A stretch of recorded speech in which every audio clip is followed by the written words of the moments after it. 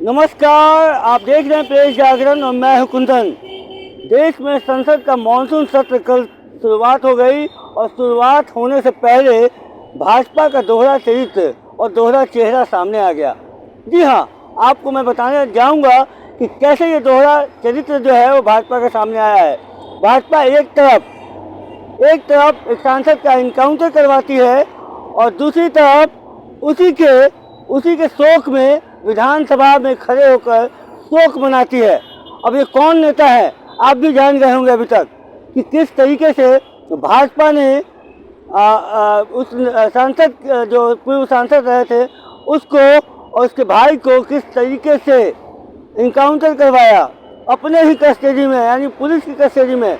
और उसके बाद जब कल मानसून सत्र की शुरुआत हुई तो उस नेता के साथ 11 और ऐसे सांसद थे जिनका निधन हुआ था इस सत्र के पहले, और उस लिस्ट में उस नेता का भी नाम था।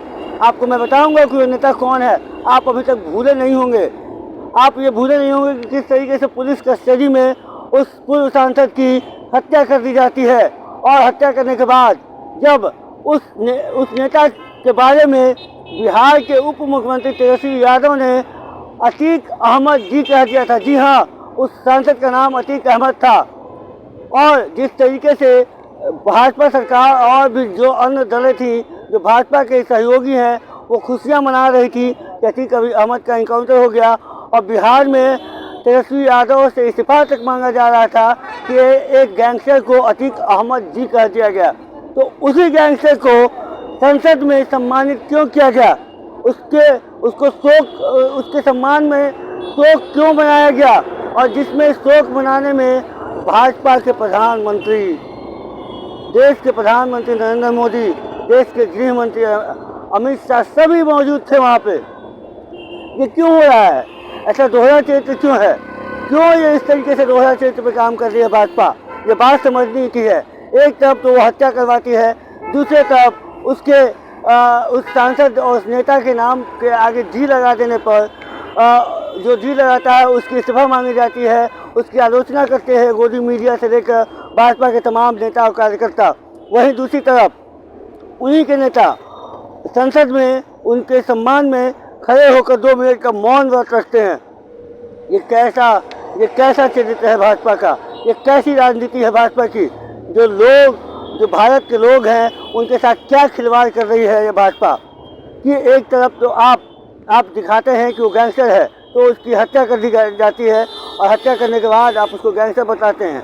गैंगस्टर की मौत हुई है, उस पर हर्षोल्लास, ढोल नगाड़े, बाजे गाजे सब बजाते हैं, और अपनी सरकार की जो भाजपा सरकार है यूपी में उसकी डंका बजाती है। और वो कहते हैं कि योगी जो है वो प्रधानमंत्री के दावेदार हुए, वो वहाँ के देश के सबसे बड़े मुख्यमंत्री हैं, देश के सबसे जहाँ भी कोई गैंगस्टर है, कोई भी ऐसा कानून तोड़ेगा उसको सीधे गोली मारो, उसके घर पे बुलडोजर चलाओ।